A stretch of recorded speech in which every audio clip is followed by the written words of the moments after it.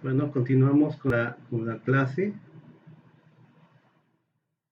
sería la clase 5 y seguimos con este documento que se llama del tema 3 operaciones previas y fraccionamiento inicial. Entonces, nos quedamos en la parte del desalador. Vimos por qué la importancia de eliminar las sales y principalmente las de magnesio y calcio, y que como en el desalador no tenemos una eficiencia del 100%, comúnmente se le inyecta una solución de hidróxido de sodio, una solución cáustica, para convertir esas sales de cloruro de magnesio a sales de cloruro de sodio de acuerdo a estas reacciones de hidróxido de calcio y magnesio, porque generan menos ácido clorhídrico que produce corrosión. Además nos dicen que la corrosión se complementa con el uso de productos químicos, los llamados inhibidores de corrosión, compuestos muchas veces a base de aminas. Bueno, aquí dice nota en química: el agua calcárea o agua dura, dureza del agua le llaman, por contraposición al agua blanda, es aquella que contiene un alto nivel de minerales, pero en particular son las sales de magnesio y calcio. En la dureza total del agua se puede hacer una distinción entre dureza temporal o de carbonatos y dureza permanente de no carbonatos, generalmente de sulfatos y cloruros. Ok, entonces ya hay una pequeña definición de lo que se le llama dureza. Cuando de repente dicen el agua es muy dura, se refiere a que trae este, sales de calcio y de magnesio, y por aquí manejan dos tipos: temporal de carbonatos y permanente, que es de sulfatos y cloruros. Bueno, entonces ya comentamos que en el desalador, aquí también se lleva a cabo la desemulsificación. Ya vimos que entonces estos dos procesos van de la mano. Para ello vamos a requerir agua de lavado, ¿ok? También al petróleo crudo también hay que precalentarlo, luego hay que mezclarlo con el agua de lavado, que esta agua debe de estar libre de sales. Se trata para eliminar las sales. Posteriormente se mezcla, ya sea en válvulas mezcladoras o mezcladores estáticos. Aquí vamos a generar todavía más emulsión probablemente, pero también se le tiene que adicionar por aquí desemulsificantes, ¿no? Y posteriormente con la ayuda de un transformador vamos a separar el agua. Aparte, bueno, aparte de la ayuda de la parte de la, del voltaje, ya vimos que también va a haber calentamiento, o sea, ayuda de calor, ayuda de inhibidor, perdón, de agentes desemulsificantes o compuestos químicos desemulsificantes. Eh, entonces la ayuda del voltaje y la gravedad, ¿no? Que va a hacer que esa agua salga por el fondo de este tanque, y que esa agua fluente se lleve la mayor parte además de sales y también de algunos sólidos como pueden ser metales. Y el crudo desalado, menos pesado, sale por la parte de arriba. Ok. Y después se le adicionará hidróxido de sodio, ¿no? Entonces ya habíamos comentado Vamos con su tema 3.3 de destilación primaria. En toda la planta de destilación primaria existen básicamente estas etapas, que es el precalentamiento del crudo salado que requerimos para que se lleve a cabo mejor el desalado. Luego después viene la sección de desalado en el tanque. Aquí también es la parte de su emulsificación, que lo integra esta parte, por eso no aparece. Después ahí todavía volvemos a precalentar el crudo desalado y luego ya lo calentamos a fuego directo, un calentador a fuego directo, una especie de boiler gigante, ¿no? Para obtener las temperaturas que requerimos en la destilación, en la columna de destilación. Después viene la sección de destilación atmosférica, también que le llaman primaria, y el agotamiento, pues que se lleva a cabo dentro de la misma destilación. Ustedes ya saben que en la destilación hay dos zonas, ¿no? Una de enriquecimiento y una de agotamiento. Y luego en el punto 6, enfriamiento de productos destilados y residuos. Entonces dice, la destilación permite la separación de los componentes de una mezcla de hidrocarburos, como es el petróleo en función de sus temperaturas de ebullición, aprovechando las diferencias de volatilidad de los mismos, ¿no? Esto ya saben lo de destilación. Dice, la carga parcialmente vaporizada ingresa en la zona flash o zona de carga. Los hidrocarburos vaporizados ascienden por la columna fraccionadora a través de los platos de fraccionamiento donde se contacta íntimamente líquidos y vapores, produciéndose la transferencia de masa y calor necesaria para fraccionar los diferentes combustibles. Nos hablan de la figura de abajo. Dice, estos son extraídos lateralmente mediante platos colectores enviados a torres despojadoras o agotadoras. Creo que en México le llaman más agotadoras y a veces le llaman en inglés strippers. En la industria a veces le dicen, es una columna stripper, ¿no? Entonces se ajusta al punto de inflamación de los cortes. Estas columnas de strippers comúnmente son ayudadas por un vapor agotador. Entonces, de acuerdo al diagrama de flujo que tenemos acá, vamos a tener el crudo que entra, se bombea y luego va a pasar por un circuito de intercambio de calor para precalentar la carga del crudo salado, luego desalamos, se puede desalar todavía, le adicionamos el hidróxido de sodio para convertir esos cloros de calcio y magnesio a cloruro de sodio. Y muchas veces pasa por una torre despuntadora. Esta torre despuntadora, aquí lo que hace, quitamos la punta de arriba, o sea, los ligeros. Este petróleo que trae, los ligeros que pueda tener gas todavía los quitamos. Muchas veces estos ligeros ya se mandan a tratamiento y no se regresan a la columna como está acá. Una opción es regresarlos a la columna, pero no siempre, por lo menos en México yo veo que siempre ya los separas. No tiene caso meterlos a la columna porque también me pueden producir aquí presiones más elevadas en esta columna, ¿no? O sea, descontroles en la presión de la columna. Entonces, esto que aparece aquí no es tan común. Pero lo principal aquí es evitar que a la hora que pasan aquí por el calentador se flasheen, o sea, de forma súbita se vuelvan,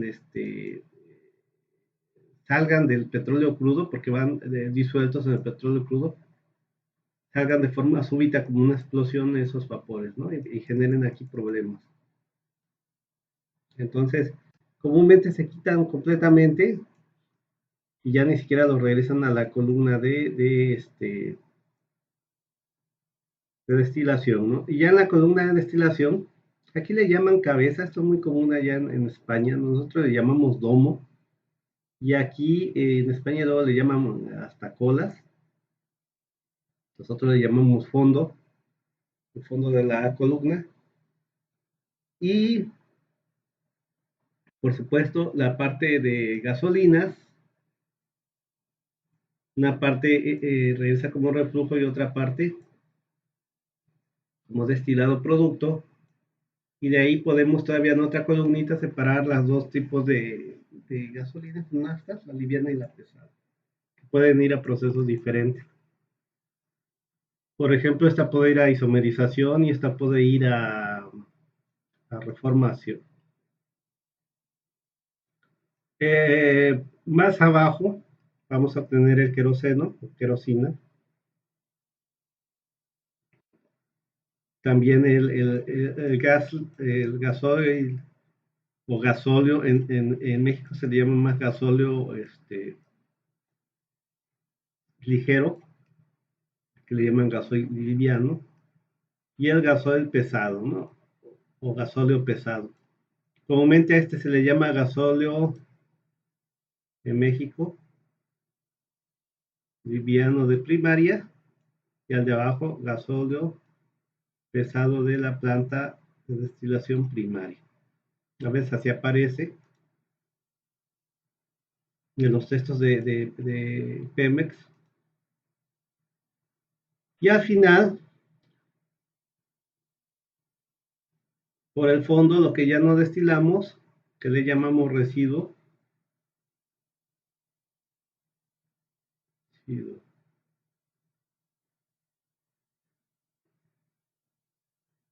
Este residuo de planta primaria, que en algunos textos lo conocen como crudo reducido. ¿Ok? Esto es lo que ya no alcanzamos aquí a destilar a presión atmosférica, porque si quisiéramos separar más, tendríamos que aumentar más la temperatura, y temperaturas mayores a estas de acá, ya arriba de 370 empieza a haber desintegración o craqueo. Y entonces se empieza ya a haber una reacción ahí. Y no nada más es el problema de que genere más ligero, sino que también genera carbono coque. Ahora le decimos carbón, pero el producto se llama coque. Más adelante veremos el coque, ¿no? ¿Qué es el coque? Entonces, por esa situación, ese crudo reducido lo mandamos a la destilación secundaria o de vacío. Ok. Entonces dice, los productos obtenidos por la parte superior o domo son gases y nafta.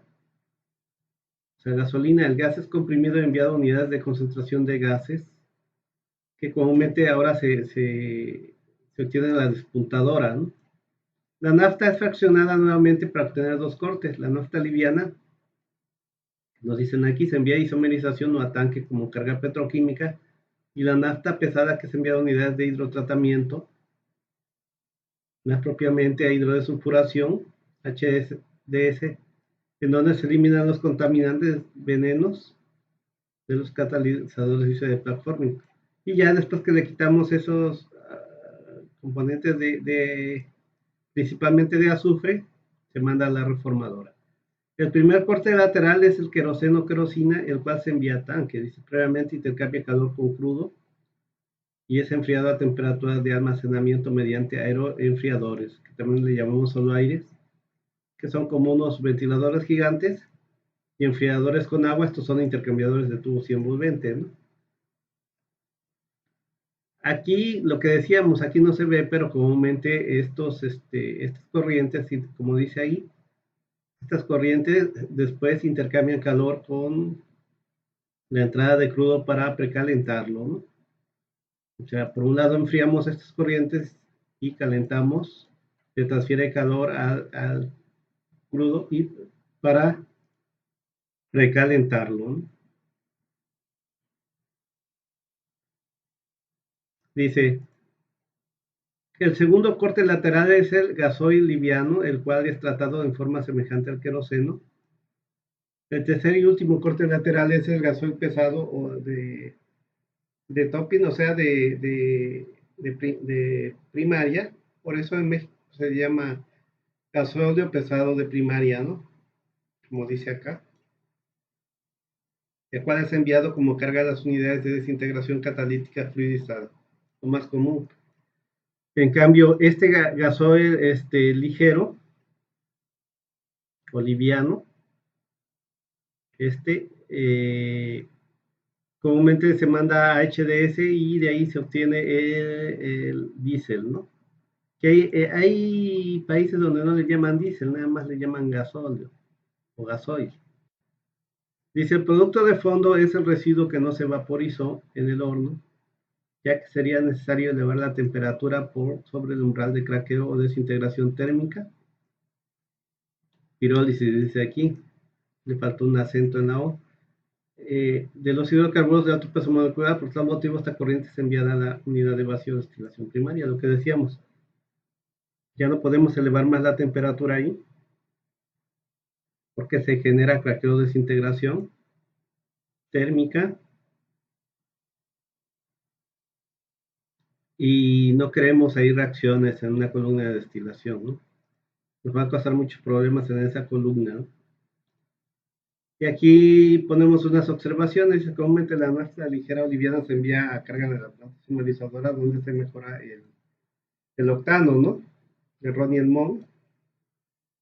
Dice, la nafta pesada se envía como carga a la planta de hidrotratamiento de nafta HDS y posteriormente a la planta de reformadora de nafta, según se mejora el RON también. Dice, el queroseno se envía a tanque de despacho. El gasóleo ligero de primaria se comercializa como diésel, se envía a HDS y a tanque de despacho. Claro, hay que meterles algunos aditivos, ¿no? Dice, el gasóleo pesado de primaria se envía a FCC, lo más común. Y aquí una nota, estamos nosotros cerca de la refinería de Salina Cruz. Dice que la planta de destilación primaria 1 tiene una capacidad de 165 mil barriles por día sin despuntar, para producir 54.450 barriles por día de gasolina, 11.550 barriles por día de turbocina, 16.500 de querosina, le falta la O, querosina, 31.350 barriles por día de diésel y 4.950 barriles por día de gasóleo pesado de primaria. Y un residuo primario de 46.200 barriles por día. Recordar que un barril tiene 159 litros. Ojo, esto es la capacidad de diseño, ¿no? No quiere decir que es lo que se procese. Creo que actualmente andan procesando abajo de esos valores, ¿no? Porcentajes abajo. Y aquí pues tenemos esa planta, hablando del flujo de esa planta que ya un poquito más detallado, ¿no? Ok, dice, especificaciones de productos terminados, evolución y futuras limitaciones. Aquí nos decían que supuestamente hasta el 2020 las gasolinas, ¿cómo fueron la evolución nos pedían octanajes hasta máximo 94 de RON y ahora hasta 98, ¿no? Limón igual, aumenta 84, 88. En cambio, los contenidos de benceno disminuyen, y aromáticos, y olefinas disminuyen, y la cantidad de azufre también. Ahora las normas nos piden menos azufre. Entonces se vuelve un problema porque varios de estos compuestos, benceno, aromáticos, olefinas, aumentan el octanaje, pero por un lado nos dicen que tenemos que disminuir estos compuestos y por la otra que aumentemos el octanaje, ¿no? Entonces, por eso las plantas de refinación pues, están muy enfocadas y han hecho han ido metiendo varios procesos que antes no estaban todos para estar buscando obtener aumentar la cantidad de gasolina que se produce, pero además también que sea gasolina de octanajes elevados, ¿no? Entonces son procesos que tienen que ser de octanajes elevados, por ejemplo la isomerizadora. Si metemos la isomerizadora, aumentamos algo el octanaje y no tenemos ni aromático ni olefina, ¿no? Ahí tenemos isómeros. Igual de la planta de alquilación, también vamos a tener una especie de este isómero que va a aumentar el octanaje, y además a partir de gas vamos a obtener más gasolina, aumentamos también la cantidad de gasolina que se produce. Aquí nos hablan un poco de los productos, dice productos intermedios de topping, o sea, de destilación primaria y vacío y sus usos, ¿no? Entonces, bueno, todavía no vemos vacío, pero pues aquí nos dan un poquito de idea, dice. El gas combustible, fuel gas, dicen condensables, o sea, a temperatura ambiente son gas, y son básicamente muy complicados de volver líquidos a presiones no tan elevadas. Entonces son compuestos básicamente C1 y C2, o sea, metano y etano básicamente. Y el LPG, como dice, son licuables a presiones no tan altas y temperatura ambiente. Podemos volverlos líquidos y básicamente son propano y butano, ¿no? Ok, aquí nos dicen más o menos el rango de ebullición. La nafta dice de 35 a 185, esos son aproximados, ¿no? Y principalmente son compuestos que tienen 5 a 8 carbonos. Y pueden ser alcanos, cicloalcanos, alquenos, que no traen petróleo, pero sí se producen. O sea, en las gasolinas sí podemos tener alquenos porque se producen en la refinación, ¿no? Sobre todo en la planta de GCC. Entonces, alcanos, también isómeros, isoalcanos. El queroseno, como podemos ver, ya son rangos de destilación de 140 a 185. Aquí no nos dice mucho de qué número de carbonos tienen sus moléculas. El queroseno, que lleva de 170 a 270, el gasóleo de 180 a 360. El diésel, que ya va de 270 a 410. Y el fondo atmosférico, o sea, el residuo de la destilación primaria, que ya es arriba de 300, ¿no? Su rango de destilación puede formar, dice, perdón, generalmente es la carga de la unidad de vacío. Ok, aquí vienen algunos aceites y el fondo, dice. Bueno, el aceite liviano de vacío, en realidad en México, estos aceites le llamamos gasóleo ligero de vacío y al otro gasóleo pesado de vacío. Estos son los productos que se obtienen en la destilación secundaria y vamos para allá. Bueno, esto creo que por ahora no se los voy a dejar. Destilación secundaria. Dice, de la destilación secundaria, dice unidad de destilación al vacío, destilación secundaria.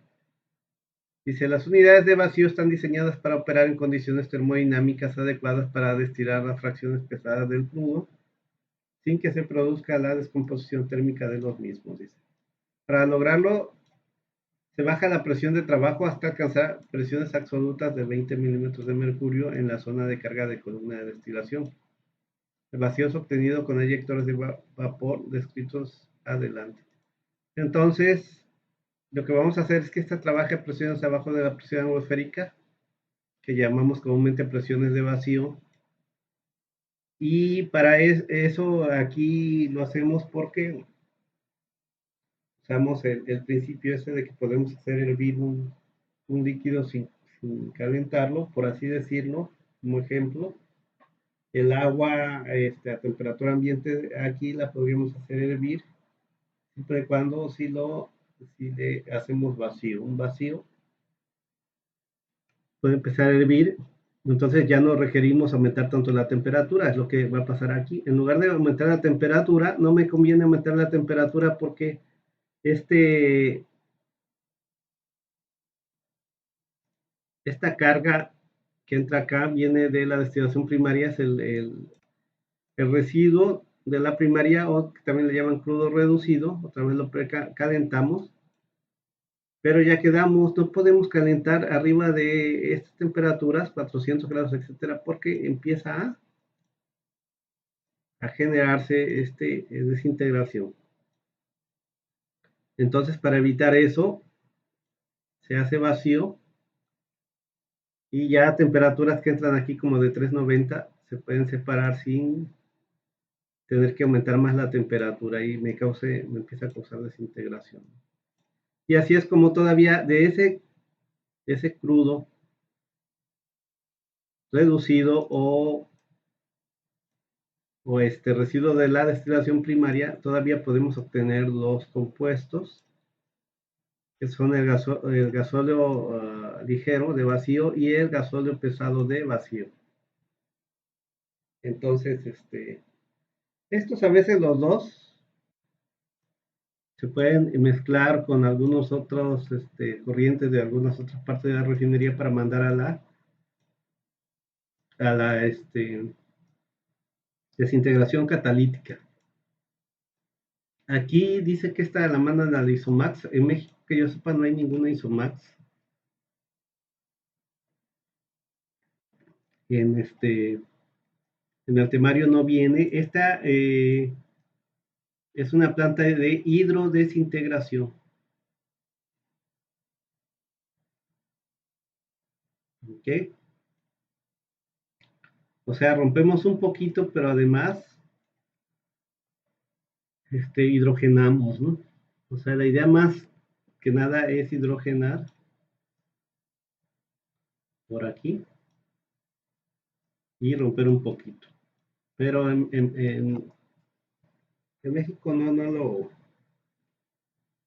lo hacemos. Probablemente aquí podemos aumentar un poco el rendimiento de,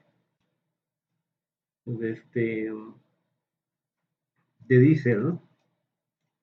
Para obtener moléculas del tamaño del diésel, pero en el diésel no me conviene que haya alquenos, por eso le metemos hidrógeno, por eso de hidrodesintegración. Bueno, en México no usamos esta planta. Comúnmente este gasóleo y de acá es muy común que se puedan usar en la FCC. Aquí nada más dice que este es el que se manda a la FCC o craqueo catalítico, ¿no? Ya es todo junto. En México no se obtiene una tercera carga de esta de que dice gasóleo parafinoso, no. Comúnmente se obtienen dos nada más. Y un residuo, esta que es un residuo de vacío. Y esto podemos obtener asfalto, pero también se puede ir a las plantas. Tres básicamente aquí, que puede ser la coquizadora, puede ser la reductora de viscosidad, o la H-Oil, que la H-Oil sí hay creo que dos plantas en México, pero que yo sepa no funcionan, ¿no? Entonces básicamente este residuo en la actualidad tiene eh, tres paraderos. ¿Dónde puede quedar este residuo? Ya sea como asfalto o en la planta coquizadora para producir gasolina, etcétera. O sea, desde ligeros hasta coque. O la reductora de viscosidad, que también otra vez obtendremos algunos ligeros, pero menor proporción, y obtendremos un combustible líquido, ¿no? Un poco pesado. Con viscosidades algo grandes, pero no demasiadas, ¿no? Dice, en esta unidad la energía necesaria para vaporizar el crudo residuo de la planta primaria es suministrada totalmente en hornos, diseñados para minimizar la pérdida de carga. Pérdidas de presión, dice, de modo de operar con la menor presión posible en los puntos donde se inicia la vaporización. La carga parcialmente vaporizada es enviada a la zona flash de la columna de destilación donde se produce una corriente ascendente de vapores y otra descendente de líquidos. En estas columnas el principio de operación es la condensación de vapores, ¿no? ¿Ok? Dice, la torre tiene características particulares que la diferencia de las fraccionadoras atmosféricas. Los dispositivos o elementos mecánicos para producir el contacto líquido-vapor son rellenos especiales. O sea, dice FlexiRings ubicados en hechos ordenados. O sea, nos están diciendo que comúnmente esta columna de destilación no es de platos, sino son empacadas con algún empaque, ¿no? Dice que permiten incrementar la superficie de interfase favoreciendo la transferencia de masa. Ok, aquí está. Ver figura dice, el diámetro de la columna es diferente en zona de condensación respecto de la zona superior o inferior de la misma, ¿no? Entonces aquí nos dicen cómo se van distribuyendo esos lechos estos lechos pueden estar llenos de este tipo de empaques. Por ahí yo tengo algunos de esos empaques. Y van permitiendo el contacto, ¿no? Líquido-vapor para una mejor transferencia de masa. Ok. Los eyectores, dice. A ver cómo vamos, todavía tenemos tiempo. Los eyectores son bombas de vacío, dice, a chorro de vapor. Los eyectores de vacío funcionan como el efecto Venturi, el cual consiste en un fenómeno en que un fluido en movimiento dentro de un conducto cerrado disminuye la presión. Cuando aumenta la velocidad pasa por una zona de sección menor. Dice, el eyector trabaja a una corriente de fluido llamado motor, generalmente vapor de caldera, ¿no? ¿Ok? Ese motor es un vapor de caldera, no es un motor mecánico, ¿no? Tener cuidado. Dice que al pasar por una boquilla pequeña adquiere una velocidad y por consiguiente crea una zona de baja presión. Esta baja presión se transmite a una conexión lateral al lugar en donde se quiere hacer el vacío, succionando así el aire u otros gases que requieras evacuar, ¿no? Para disminuir la presión adentro de esa zona, ¿no? Dice, a nivel industrial pueden usarse varios eyectores en serie para lograr el nivel de vacío requerido. Entre eyector y eyector se coloca un condensador llamado intercondensador para limitar el vapor de caldera egresado en el eyector anterior y que no circule hacia el siguiente. De lo contrario, cada eyector tendría un mucho mayor tamaño que el anterior. Entonces aquí están unas figuras de los eyectores. Entonces se va a hacer pasar vapor a alta velocidad y de este lado esto va a estar conectado en este caso a la columna de destilación y los vapores que haya dentro de la columna van a ser de alguna manera, por así decirlo, succionados porque aquí al pasar a alta velocidad va a haber una zona de baja presión, ¿no? Por este cambio de área, el efecto Venturi, ahí en un flujo de fluidos debieron de ver ese cambio de presión en un tubo Venturi, ¿no? Cambia la presión acá y entonces al disminuir la presión aquí, este gas de aquí va a fluir hacia acá porque va a tener mayor presión, fluye hacia acá. Y el tanque que en este caso es la columna de destilación, va a estar a una presión menor que la atmosférica, ¿no? Entonces, aquí está un poquito acostado, viene, por ejemplo, el vapor que entra por acá, como pasa por esta sección de bajar de un área pequeña, ¿no? Y sale por acá. Y va a estar succionando aquí, ¿no? Estos gases, que esta zona estará eh, pegada a la columna. Y va a haber varios de estos y hacen un ruido muy grande, ¿no? Cuando va uno ahí a la columna de destilación secundaria, no puedo no casi ni hablar por el ruido tan grande. Y estos además son equipos algo grandes. Aquí estos se ven pequeñitos. Son más grandes en una columna de destilación secundaria. Aquí ya yo les puse porque allá no venía tanto los números de carbono. Yo creo que le hacemos más caso a esto. Estos son aproximados, pero más o menos por ahí anda, ¿no? Dice, tabla, número de átomos de carbono e intervalos de puntos de ebullición de hidrocarburos contenidos en la destilación fraccionada del petróleo. Entonces, por ejemplo, los gases incondensables que le llaman, que es metano y etano, las a presión atmosférica son gases, el gas LP también son gases a presión atmosférica, pero los volvemos líquidos a presiones no tan altas, La gasolina ya es un líquido a presión atmosférica y más o menos sus intervalos de carbonos, o sea, un compuesto que llamemos gasolina, debe andar como de 5 a 9 carbonos, o sea, desde pentanos hasta nonanos, ¿no? Y estos compuestos, por ejemplo, principalmente tendrán más hexanos y heptanos, o compuestos de 7 carbonos más bien, y de 6. Creo que es más propio decirlo así, porque esos compuestos pueden ser cíclicos, o sea, pueden ser el ciclohexano, pero también pueden ser el benceno, o pueden ser lineales, pueden ser el normal hexano, pero también pueden ser isómeros, ¿no?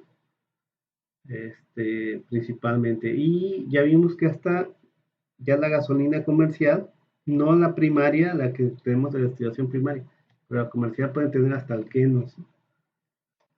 Y aquí nos dan un intervalo del punto de ebullición que tienen. Acuérdense que como no es un compuesto puro, no tienen un punto de ebullición fijo, ¿no? Sino que empiezan a hervir unos componentes antes y otros al final. Entonces hacemos esto comúnmente lo hacíamos en la famosa destilación STM, donde tenemos la temperatura cómo va cambiando con respecto al porciento de volumen de destilado, ¿no? Y forman unas curvas ahí de una temperatura inicial de ebullición a un 0% de volumen hasta un 100%, una temperatura de ebullición mayor. Ok, y en el caso de querosina más o menos andan en valores de 10 a 14, por ahí anda la turbocina, ¿no? De la querosina nos dice que la turbocina tiene un intervalo más o menos de 155 a 235 y la querosina es un poco mayor, ¿no? El gasóleo, donde se obtiene el diésel, tenemos dos tipos, el gasóleo ligero de primaria y el gasóleo pesado de primaria. De aquí sacamos el diésel, más o menos aquí nos ponen su intervalo de punto de ebullición. Podemos obtener lubricantes y parafinas, que van a tener cantidades de carbonos ya mucho mayores, y el combustóleo pues, también por ahí, y los asfaltos pues más arriba, ¿no? De carbonos. Estos ya son compuestos muy complejos, ¿no? Aquí nos dicen que el residuo atmosférico presenta ya craqueo hasta desde los 350, pero a los 400 ahí se acentúa muy fuerte, ¿no? Ya de ahí para arriba. Dice, nota, el gas LP es el gasóleo ligero de la planta primaria y GPP es el gasóleo pesado de la planta primaria. Eso significa, porque yo lo puse por acá, ¿no? Acá y acá. Y creo que en México así les llamamos más. ¿Ok? Entonces dice, productos de la destilación primaria y secundaria del petróleo de algunas especificaciones. Entonces nos dice, la nafta liviana dice, básicamente esto lo dejé aquí adicional. Así es un poquito, aquí el equipo de ajustes que todavía pasa a, por así decirlo, para ajustar, ¿no? Para que quede en mejor especificación. Por ejemplo, una gasolina puede llevar todavía ligeros, entonces por eso pasa una debutanizadora para quitarle compuestos, por ejemplo, butanos que ya no son propios de una gasolina, son a partir de pentanos, o queremos que lleve compuestos de 4 carbonos, ¿no? Y luego hacia donde se manda, se puede mandar a isomerización petroquímica, la nafta pesada. Se manda una torre fraccionadora, queroseno, una stripper, aquí es splitter, yo creo que aquí es stripper, o agotadora, ¿no? El gasóleo liviano también, se mandan a torres fraccionadores y algunas agotadoras para eliminar todavía algunos ligeros que puedan llevar. Por ejemplo, el queroseno, yo le meto una stripper para quitarle compuestos todavía de nafta, por ejemplo. que lo lleve más ligeros, al igual que aquí quité butanos en la nafta para que la gasolina no lleve butanos, porque los butanos no son compuestos que deba llevar la gasolina, ¿no? Dice, los productos de destilación secundaria son gasóleo liviano o gasóleo ligero de vacío y gasóleo pesado de vacío. Bueno, yo aquí le estoy poniendo las GLB, que significa gasóleo ligero de vacío, y GPV, gasóleo pesado de vacío. Y un residuo de vacío, o sea, básicamente nada más tenemos dos productos en la destilación secundaria, el gasóleo ligero de vacío, el gasóleo pesado, y un residuo, ¿no? Que es el residuo de vacío. Y nos dan algunas especificaciones, cómo las ajustamos. Aquí es que destinos y son max. Ya vimos que en México no es lo común esto. Comúnmente estas dos se mandan a cracking. Y el asfalto, aquí dicen algunas pruebas que se le hacen, no son las únicas. Hay muchas pruebas que se le pueden hacer: carbón, penetración, asfalto, penetración, punto de ablandamiento, etcétera. Ya vimos por ahí al principio algunas pruebas que se le hacen a los principales productos, ¿no?, que se obtienen de una refinería. Aquí le está llamando asfalto, pero bueno, el residuo de la destilación secundaria, podemos obtener asfaltos comerciales, se mezclan ya ahora hasta con polímeros, ¿no?, para producir, dependiendo de las regiones, diferentes tipos de asfaltos. Y o si no, ya vimos, se mandan a craqueo térmico. Comúnmente también la llamamos pirólisis. Esa es una desintegración térmica, o sea, aumentamos mucho la temperatura, le adicionamos mucho calor en un horno y podemos obtener compuestos ligeros, ¿no? Esto sin presencia de oxígeno. El craqueo pirólisis no tenemos que tener oxígeno ahí, tenemos que evitar el oxígeno, porque si no, en lugar de hacer ese craqueo, lo que va a pasar es que se va a hacer una reacción de combustión, se va a quemar. Entonces, hay que tener cuidado con eso en la parte del craqueo térmico, ¿no? Debe ser sin presencia de oxígeno. Entonces, creo que con eso terminamos esta parte. Entonces, déjeme checar. Por aquí decía una tarea, vamos a checarlo. Probablemente si se las encargo, pero si se las encargo, pues ya yo la subo en la plataforma, ¿no?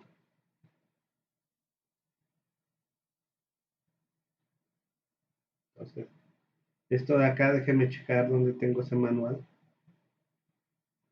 Y si se las encargo, entonces, simplemente aparecerá en la plataforma, ahí les mencionaré. Por lo pronto, pues ya ahorita ya son casi 44 minutos de clase. Dejamos esta clase hasta ahí y con eso ya terminamos rápidamente la parte de destilación primaria y secundaria, que son básicamente separaciones, es más o menos rápido. Para complementar, yo creo que sí les voy a dejar esa tarea. Y dentro de esa, decimos rápido, pero dentro de esa destilación primaria y secundaria, ahora le llaman planta combinada, están juntas, aparece la parte de desalado, que va también conjunto con la de desemulsificación, que ya habíamos visto desde la clase pasada, ¿no? Entonces, con eso terminamos esta clase y pues ya pasaremos que al punto 4, ¿no? Al punto 4, ya les pasaré ese documento a la siguiente clase. Entonces, con eso terminamos esta clase.